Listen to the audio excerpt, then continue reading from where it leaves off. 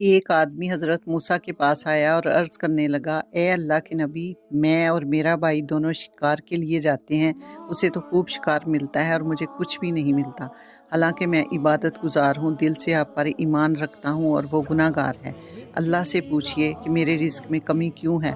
हज़रत मूसा ने अल्लाह ताला से उसकी शिकायत बयान की। अल्लाह ताला को हुक्म हुआ, ए मूसा, पहले उस नेक बंदे के पास जाओ और उससे कहो, मैंने ऊँट को सुई के नाके से गुजरते देखा है।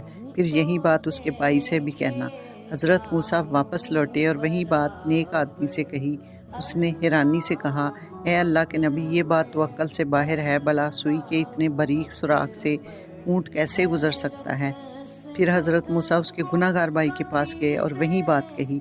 उसने आजिज़ी से अर्ज़ किया, ए अल्लाह के नबी, अगर अल्लाह चाहे तो सुई के नाके से पूरी कायनात को गुजार सकता है।